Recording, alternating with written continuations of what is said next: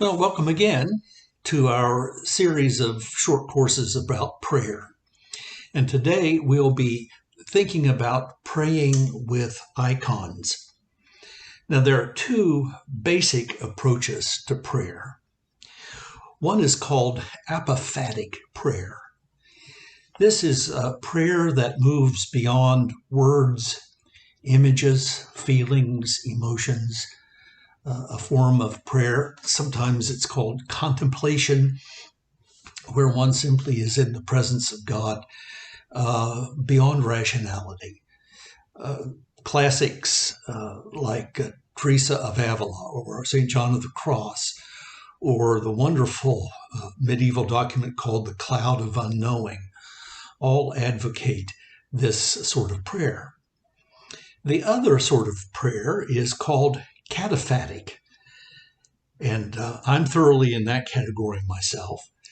This is prayer aided by images, words, things that you look at and hear. As far as I'm concerned, the more, the better. And for those of us who are cataphatic people, icons can be a very powerful and important way to pray. Now, I want to make a few comments about icons, and then at the conclusion, we'll look at two images to give you a chance to kind of move into praying with icons. First, this comment. Icons are in a traditional style. They always follow the same pattern. And one learns that pattern by working with an icon master and simply copying the style. Traditionally, icons are said to be written rather than drawn, which is a point we'll talk about a little later. Photo-like realism is not the goal. That's Western art, that's Europe and North America, nor is creativity a goal. That whole category of creativity and innovation, really are characteristics of the Romantic movement in Europe that began in 1798. They are not part of the traditional long-term culture. You learn the style by, as I said, by recreating the traditional style. Now, the artist, this is a second characteristic, the artist is not very important. The artist works in service of the image. And often icons have no artist's name at the bottom. I know of none like that. Sometimes we know who the artists are. The people, the iconographer, we call them, who has drawn the icon. But in many ways, they've been monastic people or hermits or people who simply do this out of devotion and not as a kind of personal statement or a way of saying, see how creative I am. It is the image itself that is important. In icons, colors are symbolic. Gold, for instance, represents heaven.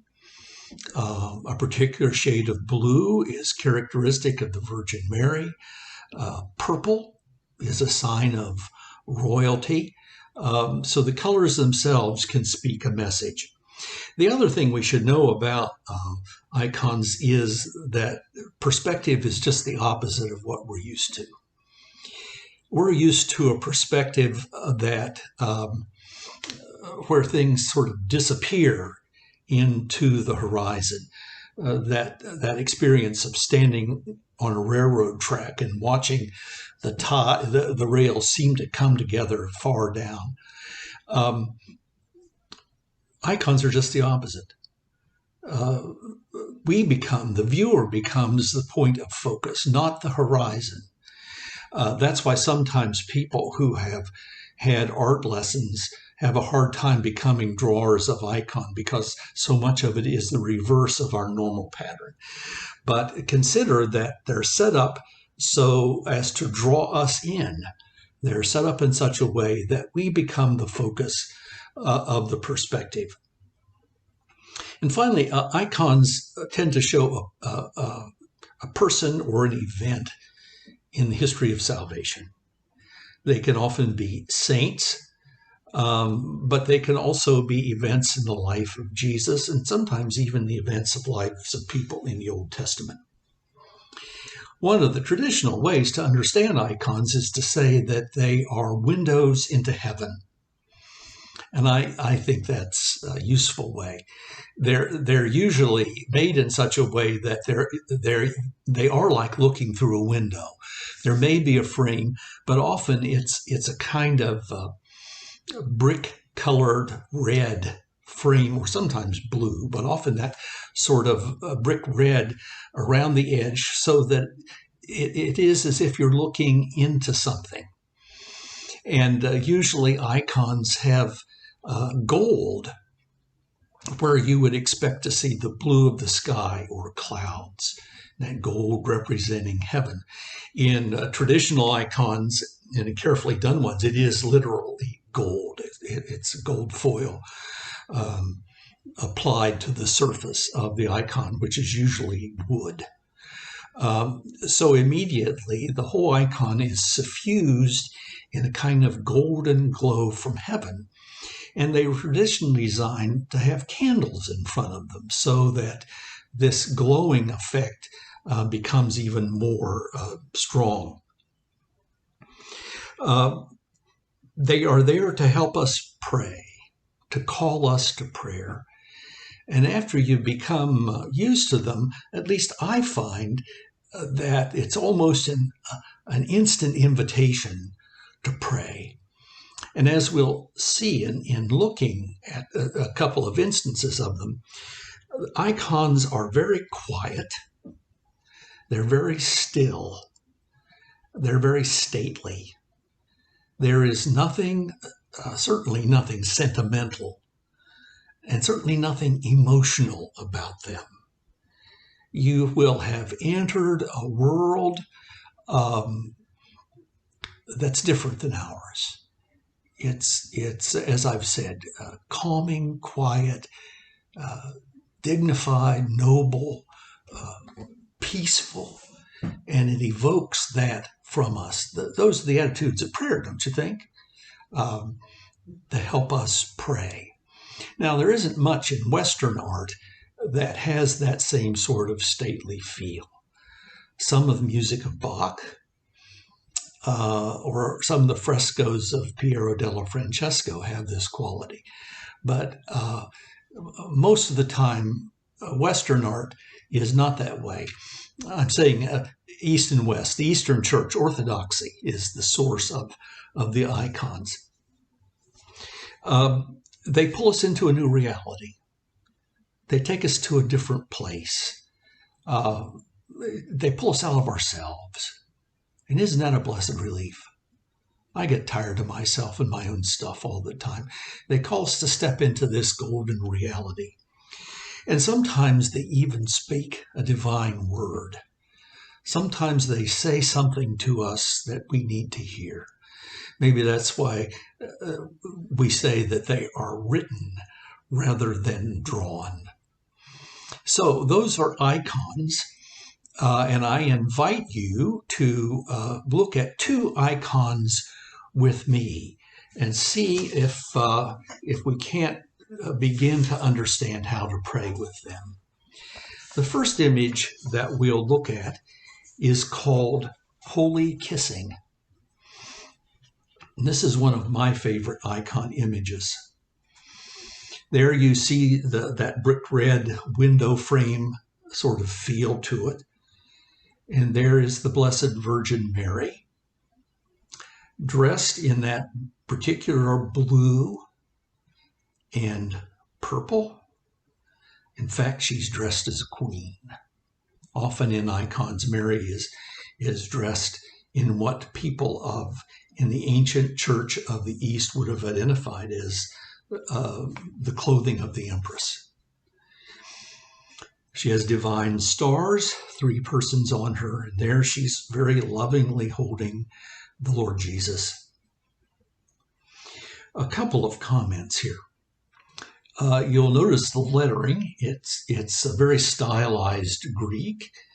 What looks like MP on the upper left-hand side, it's actually mu rho, is the initials for Mary. And on the other side, the theta gamma is Theotokos, Mother of God, God-bearer. This is one of the traditional titles for Jesus. In fact, it is officially the title that the Episcopal Church uses for her. Saint Mary, the Virgin Theotokos, Mother of God, God-bearer. And down near the baby Jesus, you see what looks like an IC, a Iota Sigma, initials for Jesus, and a Chi Sigma, Christ, abbreviation for Christ, Jesus Christ. You'll notice that both Mary and Jesus have halos, but Jesus always in these, or almost always in icons, has this special kind of halo with a cross in it, the cross and the crown. This is, for me, the central part of this is that Jesus and Mary are touching each other and holding each other's hand. Now, remember that in much of Christian history, Mary has represented us, that Jesus' humanity comes through his mother, and that she becomes our symbol, our humanness, so to speak, in the presence of God. And here it's Jesus kissing her, holding her close. So the image speaks to me about the tender mercy, the tender love that Christ has for us and that we can have for him. That we can, as Mary does, hold him close to our hearts. So there you are. Holy kissing, one of the many images of Jesus and his mother, the Blessed Virgin Mary. Now let's look at the other one. The other icon image is called Christ the Pantorator, Jesus the Judge of all. And you see this wonderful, majestic image of Jesus. At the top again are the Iota Sigma and the Chi Sigma, Jesus Christ. Then the halo that forms in part a cross. Omicron, Omega, Nu. Greek for the one who is. The one who is. And then across there is Pantorator, Judge of all. Sometimes this is translated as Jesus in majesty, but that's just not what Pantorator means. And you'll notice that he is dressed in purple as royalty with gold, again blue, and he's holding a jeweled book. And some of these images, the book is open, and it usually has, often in Greek, but in some language, the phrase from John's Gospel, I am the light of the world. And sometimes that image with the open book is called Jesus the Teacher. However, here the book is closed. We're done. And it's the book of life. Are we written in it or not? Well, Jesus knows.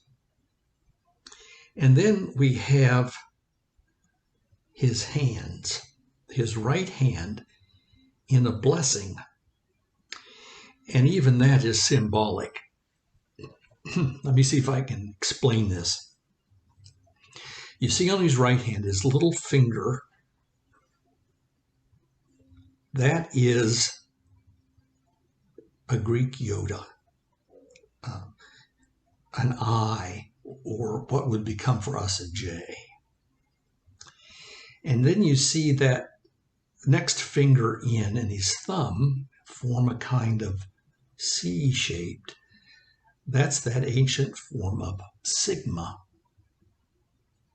Do you see it above there and up in the upper left again, the IC? It's formed with his little finger and his thumb and that one of his middle fingers.